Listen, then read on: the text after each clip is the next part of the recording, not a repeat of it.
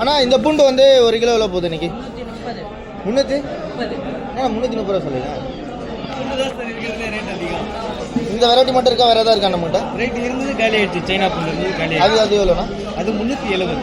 ஓ 370. 370. இந்த உதிரி இருக்கு பாருங்க, அது 250. இது வந்து 250 தானே? 250. ஆனால் இது வாங்கினா நம்ம எவ்வளோ நாள் வச்சுக்கலாம்ண்ணா? இது ஹோட்டலுக்கு என்ன வேணும் அரைச்சி வச்சுக்கலாம். அண்ணா இப்போ இந்த ஸ்வீட் கார்ன் வந்து 1 கிலோ எவ்வளோண்ணா? பூரா சார் 1 கிலோ. அண்ணா பச்சை மிளகா எவ்வளோண்ணா போகுது இன்னைக்கு? சார் அது வந்து கார மிளகா, அது வந்து 70 ரூபா போகுது. Okay okay. ஏற்கனவே பார்த்தோமே அந்த மிளகாவா இது வேறையா? அது வந்து சைஸ் கம்மி, இதான் இருக்கிறதுலே கார மிளகா. அண்ணா இது வந்து என்ன ரகம் சொல்லுவாங்கண்ணா? வீக்கோட்டா. அண்ணா இந்த இஞ்சி வந்து 1 கிலோ எவ்வளோ போகுது?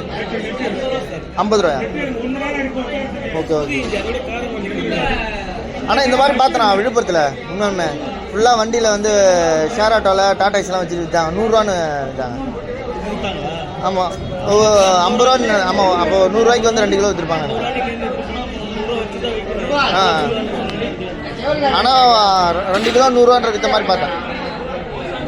ஆனால் இது சக்கரவள்ளி கிழங்கு இது அவ்வளோ விலை 100 ரூபா. ஆனால் மரவள்ளி கிழங்கு 1 கிலோ எவ்வளோண்ணா? எவ்வளோண்ணா? 30 ரூபாய்ண்ணா. ஓகேண்ணா ரொம்ப தேங்க்ஸ்ண்ணா. இன்றைக்கி வந்து காய்கறி விலையை வந்து கேட்டு தெரிஞ்சுக்கிட்டோம். ரொம்ப நன்றிண்ணா. தேங்க்ஸ்ண்ணா.